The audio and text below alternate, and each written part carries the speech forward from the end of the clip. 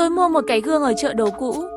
12 giờ đêm, trên gương đột nhiên xuất hiện một hàng chữ được viết bằng máu. Tuyệt đối không được đi xe có biển là CC58. Thật buồn cười, từ trước tới giờ tôi đi làm luôn ngồi tàu điện ngầm. Thân chào cả nhà, không nên xem chùa đâu đó. Nhớ đăng ký, like, comment để ủng hộ team nha. Ngày hôm sau người quản lý tạm thời thông báo đi công tác và đã gửi xe đến đón tôi. Biển số xe là CC58. Tối qua làm việc đến khuya. Khi tắm ra, tôi nhìn thấy một hàng chữ mới trên gương phòng khách. Tuyệt đối không được đi xe biển số CC58. Nhưng tôi là người theo chủ nghĩa duy vật, không tin quỷ thần. Rất nhanh tìm được lời giải thích là một trò đùa của ai đó, viết bằng bút đặc biệt. Sau khi oxy hóa sẽ trở thành chữ máu. Ai mà vô vị thế không biết, dùng cách này để dọa tôi. Đáng tiếc là tôi tốt nghiệp của Hạ Đại. Bây giờ giữa ban ngày, tôi có cảm giác rùng mình. Bởi vì trò đùa không thể tiên tri được. Tiểu Mặc sao vẫn chưa lên xe? Đón cô xong còn phải đi đón quản lý nữa. Tài xế đang giục. Trong lòng tôi không yên, một giọng nói với tôi tuyệt đối không được lên chiếc xe đó. Vì vậy, tôi đã gọi cho quản lý.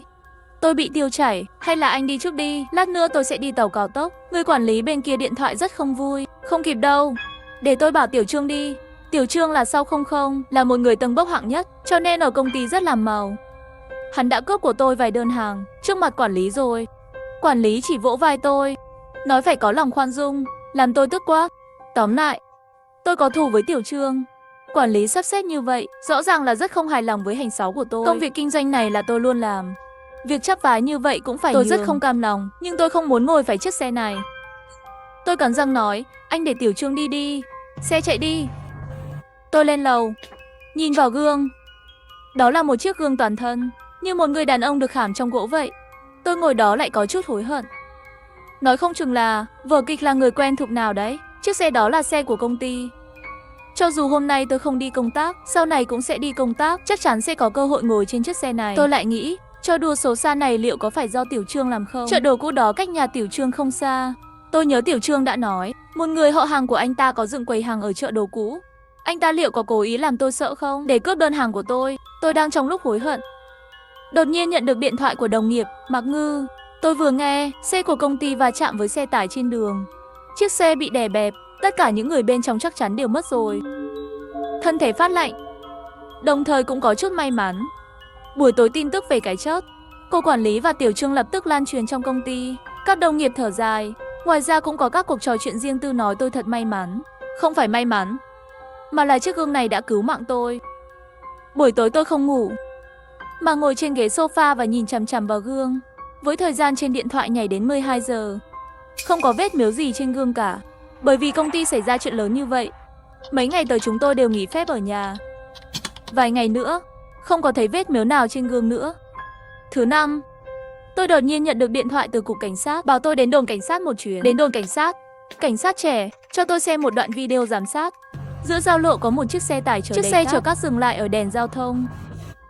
Chiếc xe phía sau không giảm tốc độ, thậm chí còn tăng tốc một chút, đập vào chiếc xe tải lớn đó. Trong nháy mắt, chiếc xe bị đâm bẹp rồi. Biển số xe đó là CC58. Đây không phải là một tai nạn xe hơi đơn giản. Sau khi điều tra, là xe xảy ra tai nạn có vấn đề về phanh. Mặt tôi hơi trắng. Không phải một tai nạn xe hơi đơn giản, lẽ nào là mưu sát? Cô Mạc, tôi nghe đồng nghiệp của cô nói. Hôm đó đi công tác vốn là cô, sau đó tạm thời đổi thành đồng nghiệp khác. Tôi gật đầu. Sáng hôm đó bụng tôi hơi đau. Tôi bảo quản lý chờ một chút. Quản lý của tôi nói thời gian khẩn cấp, nên đã sắp xếp cho đồng nghiệp khác đi. Tôi không nói gì về chuyện cái gương. Cái gương đó thật là quá quỷ dị rồi, nói ra cũng sẽ không ai tin. Cô Mạc, tôi nghe nói cô có xung đột với một trong những nạn nhân bị tai nạn. Tôi nhanh chóng giải thích. Tôi và Trương Vĩ quả thật có chút mâu thuẫn nhỏ. Chúng tôi đều là nhân viên nghiệp vụ. Anh ta đã cướp đơn hàng của tôi 2 lần. Nhưng đây đều là mâu thuẫn nhỏ giữa đồng nghiệp. Tôi cũng không cần thiết phải giết anh ta. Hơn nữa tôi không biết gì về xe hơi. Căn bản là không biết làm thế nào để động tay động chân vào phanh của xe. Cô Mạnh, đừng kích động. Tôi chỉ hỏi vài câu thôi, ghi chép lại. Không có gì khác. Đối phương dừng lại, tiếp tục nói. Hơn nữa người chết mà tôi vừa nói có mâu thuẫn với cô không phải Trương Vĩ, mà là Hoàng Dũng. Hoàng Dũng là tài xế. Tôi nghe một số đồng nghiệp nói Hoàng Dũng có chút biến thái. Nhưng vì tôi trông an toàn hơn, nên Hoàng Dũng cũng không có làm gì quá đáng. Chúng tôi có một bản sao báo cáo của cô. Cô đã từng báo cảnh sát rằng Hoàng Dũng này quấy rối bạn. Tôi ngây ra. Chuyện Hoàng Dũng quấy rối tôi là không có. Có phải anh nhìn nhầm chỗ nào không? Viên cảnh sát trẻ tìm ra một thông tin, đặt nó trước mặt tôi. Nhìn thấy chữ ký và nét chữ, tôi dường như đã hiểu chuyện gì đang xảy ra rồi. Là đối phương nhầm rồi. Công ty chúng tôi có 2 người có cùng tên, đều là Mạc Ngư. Tôi vào công ty sớm hơn, lớn hơn một chút. Để phân biệt, mọi người gọi tôi là Đại Ngư, gọi người còn lại là Tiểu Ngư. Tiểu Ngư trông rất xinh đẹp. Nghe nói có một lần đi công tác bị Hoàng Dũng quấy rối. Mặc dù đã báo cảnh sát, chỉ là Hoàng Dũng đó là chú của ông chủ. Sau khi ra ngoài tiếp tục làm việc ở công ty, ngược lại, các đồng nghiệp luôn chỉ trỏ Tiểu Ngư, nói rằng cô ấy không biết xấu hổ. Mặc ít như vậy, đi quyến rũ đàn ông, sau Tiểu Ngư không chịu nổi và nhảy sông. Tôi đã giải thích lại một lượt, người báo cảnh sát không phải là tôi, mà là một đồng nghiệp khác. Cảnh sát trẻ, cũng bị 2 con cá làm cho có chút chóng mặt. Khi về đến nhà, tôi luôn có chút lo lắng. Tôi nghĩ về tấm gương. Cho dù nói chiếc xe đó ra đời là do con người tạo ra, cũng không thể thay đổi sự thật mà gương tiên tri. Đương nhiên cũng có một khả năng, kẻ giết người cố tình để lại chữ trên gương nhắc nhở tôi. Nhưng làm sao hung thủ biết tôi sẽ mua gương chứ? Tôi chợt nghĩ, mấy ngày trước nói chuyện với đồng nghiệp, muốn đi chợ đồ cũ mua một cái gương toàn thân. Chẳng lẽ hung thủ cố ý chuẩn bị gương, đặt ở chợ đồ cũ? Kẻ giết người là người tôi biết, nghĩ rằng có thể có một kẻ giết người trong số những người tôi biết. Tôi cảm thấy hơi đau đầu. Vào buổi tối, nguy hiểm đến, tôi đã ngủ. Khi thức dậy tôi nhấn điện thoại sáng lên. Màn hình điện thoại nhấp nháy ánh sáng lạnh mờ nhạt. Thời gian hiển thị chính xác là 12 giờ đêm.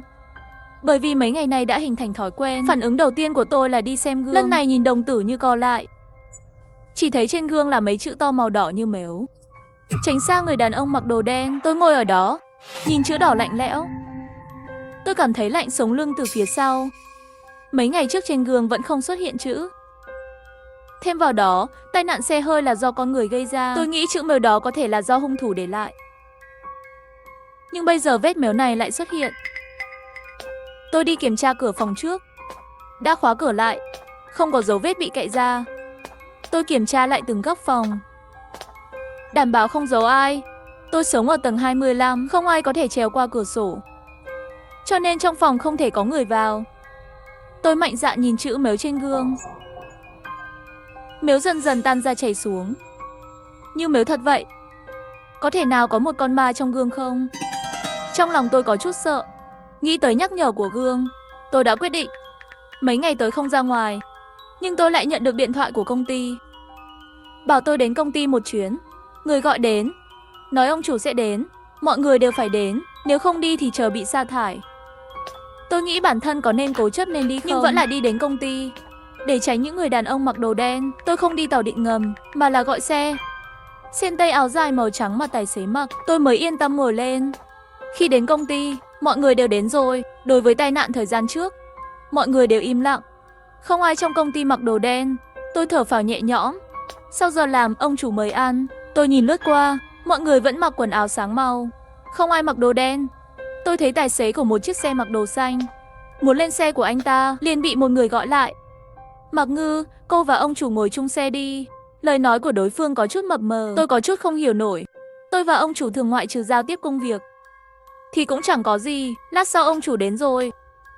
Khi nhìn thấy ông chủ mặc đồ màu đen, đồng tử của tôi lại tự động co lại. Thế mà ông chủ lại mặc bộ VC màu đen. Đứng đó làm gì vậy? Lên xe đi. Ông chủ vừa nói vừa đẩy tôi lên xe. Bình thường ông chủ đối với tôi rất ôn hòa, nhưng lần này thái độ rất cứng rắn. Hai tay của anh ấy dí lên vai tôi như hai thanh sắt lạnh và cứng vậy. Những lời nói cũng rất khó nghe. Tiện nhân này giả vờ làm gì? Lên xe đi, tôi cố gắng kháng cự. Tôi cảm thấy khuôn mặt của ông chủ có chút kỳ quái, như thay đổi một người vậy. May mà tôi khỏe, quyết liệt đấu tranh, cuối cùng thoát khỏi tay ông chủ. Đúng lúc một đồng nghiệp nữ đi tới, còn cố tình đánh tôi một cái. Ông chủ trở lại với vẻ ngoài dịu dàng. Vừa rồi ông chủ không phải như vậy, như thể đó là ảo giác của tôi vậy. Tiểu Mạc à, ông chủ bảo cô ngồi xe của ông ấy, tại sao cô cứ né tránh vậy? Đồng nghiệp nữ này tên là Trần Tiểu Vi, là tài chính của công ty. Nghe nói có quan hệ bất thường với ông chủ. Thái độ của cô ấy đối với tôi là thù địch, đến cô không ngồi thì tôi ngồi. Nói rồi liền lên xe. Vừa rồi ông chủ làm tôi sợ quá. Tôi tìm một cái cớ để không đi ăn tối nữa, bắt taxi về nhà. Về đến nhà, tôi đóng chặt cửa lại, cầm điện thoại trong tay, tinh thần không yên, luôn cảm thấy có chuyện gì đó sắp xảy ra. Một tiếng sau, điện thoại đột nhiên hiện lên một thông báo. Một chiếc xe trên cầu phát nổ, khói lửa ngút trời. Không lâu sau lại nhận được tin nhắn của đồng nghiệp. Xe của ông chủ phát nổ rồi, may mà cô không ngồi xe của ông chủ. Trần Tiểu Vi cướp vị trí của cô để ngồi với ông chủ. Thật là vội tìm cái chết mà. Tôi nhìn vào 2 tin nhắn được gửi đến liên tiếp, không quá sốc. Tôi nhìn về phía yên lặng đứng ở góc, một tấm gương sáng. Nó đã cứu tôi lần thứ 2. Công ty liên tiếp xảy ra tai nạn, ông chủ còn xảy ra chuyện, tự nhiên không thể tiếp tục. Các đồng nghiệp đều tự tìm đường lui. Tôi ở nhà, vào lướt trang web tuyển dụng, tiếp tục gửi hồ sơ. Mấy ngày tới, chiếc gương đó không còn vết mếu nào nữa. Và tôi lại nhận được cuộc gọi từ sở cảnh sát, bảo tôi đến để lấy lời khai, để hiểu hơn về tình huống. Lần này tiếp đãi tôi không phải là viên cảnh sát trẻ lần trước, thay vào đó là một sĩ quan cảnh sát lớn tuổi, cô Mạc. Tôi họ Trương, chúng ta gặp lại nhau rồi. Người kia cười nhẹ nhàng. Tôi nhìn vào đối phương, nhưng không có ấn tượng gì. 1 tháng trước, cô Mạc báo cảnh sát là công ty có người quấy rối cô. Là tôi nhận đơn đó. Sau đó cô Mạc sống ổn chứ? Trong giọng nói của đối phương có vẻ quan tâm. Mặt tôi rất khó nhìn.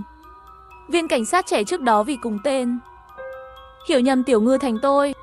Nhưng mà tại sao cảnh sát trước mắt này cũng sẽ nhận nhầm được chứ? Tiểu Mạc Ngư để tóc dài, mặt rất nhỏ, mắt rất to, rất xinh đẹp. Mà tôi mặc quần dài cả năm. Các đồng nghiệp đều nói tôi không có nữ tính, như một người đàn ông, một đấm có thể đấm chết một tên biến thái. Chúng tôi là 2 người hoàn toàn khác nhau. Tôi miễn cưỡng nở một nụ cười. Chú có phải nhận nhầm người không? Cháu chưa từng báo cảnh sát, tôi không dám nói những thứ khác có đẹp hay không. Nhưng mà trí nhớ của tôi rất tốt, giọng điệu của sĩ quan Trương rất chắc chắn. Cánh tay lúc đó của cô Mạc còn bị thương, là tôi đưa cô đến bệnh viện. Tôi nhìn vào cánh tay mình, đúng là có một vết sẹo. Tôi nhìn chằm chằm vào vết sẹo đó, có chút thất thần. Tôi quên mất vết sẹo này từ đâu ra. Sau đó tôi có chút lơ đãng. Về nhà bật đèn lên, nhìn vào gương trong phòng khách. Tôi đi qua. Khi nhìn thấy người phản chiếu trong gương, tôi sửng sốt. Tôi đột nhiên thấy ớn lạnh thẳng lên tới đầu. Người trong gương nhỏ nhắn, không phải tôi, mà là mặt của Tiểu Ngư. Tôi hơi suy sụp. Tại sao tôi lại trở thành một người khác? Tôi đã không ngủ cả đêm. Sáng hôm sau lại soi gương. Người trong gương tóc rối bù, mắt đỏ, cuồng mắt thâm đen, xuất hiện dấu hiệu tiều tụy, vẫn là khuôn mặt của Tiểu Ngư. Sau một đêm, tâm trạng của tôi đã bình tĩnh lại một chút. Nếu kết quả đã như vậy rồi, muốn thay đổi cũng vô dụng. Cách duy nhất là tìm ra cách loại bỏ. Rốt cuộc là có chuyện gì xảy ra? Tôi nghĩ cuộc gặp gỡ quỷ dị này của tôi có thể liên quan đến chiếc gương kỳ lạ này. Tiểu Ngư đã chết, cả người đều ngâm trong nước sông. Chẳng lẽ cái gương này giấu gì đó bên trong, có thể thay đổi diện mạo của một người? Để xác minh điều này thực sự rất đơn giản, chỉ cần tìm chủ nhân trước của chiếc gương là được. Trên đường đến chợ đồ cũ, tôi nghĩ ra một khả năng. Chủ nhân cuối cùng của chiếc gương này có thể là Tiểu Ngư không? Từ nhỏ tôi đã hiểu một điều, nhận được cái gì thì phải trả cái đó. Chiếc gương này đã cứu tôi 2 lần. Thử nó muốn liệu có thể là mạng của tôi không? Cơ thể tôi đã biến thành cơ thể của Tiểu Ngư rồi. Linh hồn liệu có bị xâm chiếm không? Tôi nghĩ khả năng này là rất lớn. Sau lưng đổ mồ hôi lạnh. Đến chợ đồ cũ, tôi đến chỗ mua gương. Ông chủ đó bị mù, không nhớ tôi mua gương. May mà ông ấy còn nhớ cái gương. Chiếc gương đó là của Tiểu Mạc. Tiểu Mạc là một cô gái tốt. Tôi là người mù, có gì không cần đều đưa cho tôi. Là Tiểu Mạc, không cần so gương. Mặt tôi chắc là xấu lắm. Ông ơi, tên đầy đủ của Tiểu Mạc mà chú gọi là gì? Ông lão suy nghĩ một lát, nói ra một cái tên Mạc Ngư. Sau lưng tôi lại đổ ra càng nhiều mồ hôi lạnh hơn. Hóa ra là gương của Tiểu Ngư. Có vẻ như tôi đã đoán đúng rồi. Chiếc gương đó đang từng bước biến tôi thành hình dáng của chủ nhân nó. Ông ơi, ông có biết nhà Tiểu Mạc ở đâu không? Tôi tìm thấy một cái khuyên tai trong khe hở của chiếc gương đó. Có thể là quả Tiểu Mạc. Tôi muốn trả lại nó. Ông lão lắc đầu. Không biết địa chỉ của Tiểu Mạc. Tôi về đến nhà, nhìn vào cái gương đó, chỉ cảm thấy rợn cả tóc gáy. Tôi muốn đập vỡ cái gương đó, nên nào không chừng linh hồn của Tiểu Ngư có thể đang ẩn nấp bên trong đó. Đập rồi không biết sẽ xảy ra chuyện gì. Tôi luôn cảm thấy trong tấm gương đó có một đôi mắt đang nhìn chằm chằm vào mình. Tôi bọc tấm gương lại, đặt vào trong góc. Cảm giác bị nhìn trộm cuối cùng cũng biến mất. Tôi đã gửi tin nhắn cho nhân viên công ty, bảo anh ta giúp kiểm tra địa chỉ của Tiểu Ngư. Buổi tối nhân viên mới gửi cho tôi địa chỉ của Tiểu Ngư. Bên ngoài trời đã tối rồi, tôi không dám xen trong bóng tối. Tôi đắp chăn ngủ trên giường. Khi tôi thức dậy đúng 12 giờ sáng, có một sự im lặng quỷ dị ở xung quanh. Tôi nhìn chằm chằm vào phòng khách, trong mắt lóe lên nghi ngờ. Vậy trên gương liệu có xuất hiện vết mếu không? Biết rõ cái gương kia không phải đồ tốt gì, trong lòng tôi vẫn còn rất nhiều sự tò mò. Đi xem chút thôi. Chỉ một cái, cuối cùng tôi vẫn là ra khỏi giường. Tôi đi đến góc, mở gương ra.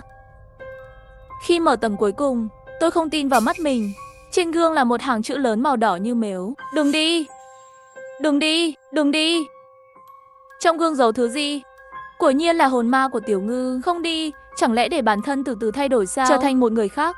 Lần này tôi sẽ không nghe theo gương nữa. Sáng sớm ngày hôm sau, tôi đến địa chỉ nhân viên đưa cho tôi. Đây là một khu nhà cũ. Nhìn các tòa nhà cứ bị sao ấy, ánh sáng rất kém. Nhìn từ xa có một cảm giác u ám. Tôi đi lên tòa nhà đó. Tôi vốn dĩ nghĩ là tự mình vào nhà Tiểu Ngư rất dễ thôi. Bởi vì mặt tôi đã biến thành mặt của Tiểu Ngư rồi. Chỉ cần tìm chủ trọ để mở cửa là được rồi. Nhưng loại tiểu khu cũ này còn cũ kỹ hơn ngoài sức tưởng tượng nữa. Ngay cả đến chủ trọ cũng không có. Cuối cùng chỉ có thể tìm một người mở khóa đến mở cửa. Tôi đi vào phòng. Một mùi lạ bay xộc vào mũi tôi. Mùi thơm rất nồng, thơm đến mức phát sặc. Ở đây vì ánh sáng không tốt, trời ẩm ướt. Tôi đi quanh phòng khách, mở cửa phòng ngủ. Phòng ngủ rất sạch sẽ. Ánh mắt tôi nhanh chóng chú ý vào chiếc hộp ở góc. Chiếc hộp đó là hộp gỗ, thoạt nhìn có chút giống quan tài. Chiếc hộp này nói không chừng là chứa hồn ma của Tiểu Ngư, là lời giải cho bí mật của cái gương đó. Tôi đoán gia đình Tiểu Ngư biết phương pháp gì đó để cho linh hồn của Tiểu Ngư ở trong gương, rồi đặt gương ở chợ đồ cũ, lặng lẽ chờ đợi con mồi. Dần dần sẽ biến thành tướng mạo của Tiểu Ngư và cũng thay luôn cả linh hồn Tiểu Ngư vào đó. Khi đó Tiểu Ngư sẽ phục sinh, mà tôi là vật chứa được chọn. Thứ mà giấu trong hộp này chắc là xác của Tiểu Ngư. Nếu đem thi thể của Tiểu Ngư đưa đến lò hỏa táng, có phải là có thể giải quyết được không? Tôi hít một hơi thật sâu, mở cái hộp đó ra. Bên trong quả nhiên có một người. Nhưng khi nhìn thấy khuôn mặt bên trong, đầu tôi như dừng lại vậy. Đột nhiên ngơ ra, người nằm trong quan vậy mà là mặt của tôi. Tôi nhớ ra rồi. Tôi nhớ hết rồi. Người chết không phải là Tiểu Ngư, mà là tôi. Cuối tuần tôi mang theo một túi trái cây đi đến nhà thăm Tiểu Ngư. Đi ngang qua một khu vườn, nhìn thấy một cô gái rơi xuống nước. Nơi đó rất hẻo lánh, không có ai cả. Tôi không nghĩ nhiều, tôi nhảy xuống cứu người. Tôi đã cứu người lên, nhưng bản thân lại chết đuối vì kiệt sức. Khi có ý thức, tôi trở thành hồn ma. Hồn ma của tôi trốn trong gương ở nhà. Có lẽ nó đã được định sẵn. Chiếc gương đó lại được Tiểu Ngư mua về. Tôi chót là vì Tiểu Ngư. Cô ấy nợ tôi một mạng sống. Hồn ma của tôi từ từ xâm chiếm cơ thể của cô ấy. Đây cũng không phải là nhà của Tiểu Ngư, mà là nhà tôi. Bởi vì tôi đang ở trong cơ thể của Tiểu Ngư, cho nên thái độ của ông chủ đối với tôi mới ái mộ như vậy. Tôi đến về nhà, đặt cái gương mà tôi nhét vào góc, lấy ra, tháo vải bọc trên đó ra, lại dùng dỉa lau lau bụi trên đó một lần nữa. Gỗ được khảm trong gương này được làm từ cây hòe, bạch mộc chiêu quỷ. Nhưng tôi cũng bỏ qua một vấn đề. Nếu nguyên chủ là không tình nguyện, tôi không thể hoàn toàn chiếm hữu xác thân của cô ấy. Tôi là Đại Ngư. Khi tôi nhìn thấy Tiểu Ngư bị những tin đồn quấy rối, tôi không dũng cảm đứng lên. Không biết sự thật, tôi thậm chí còn nghi ngờ trong lòng, cô ấy có thật sự là người như vậy không? Cho đến một ngày, tôi ở trong nhà vệ sinh nghe thấy Trần Tiểu Vi và Tiểu Trần gọi điện thoại. Tôi đã hiểu ra mọi thứ, mọi chuyện. Tất cả đều là do hai người họ tung tin đồn lan truyền ra. Cuối tuần tôi đi mua ít hoa quả, muốn đi an ủi Tiểu Ngư, bởi vì mấy ngày nay ở công ty, tôi thấy cô ấy không được khỏe.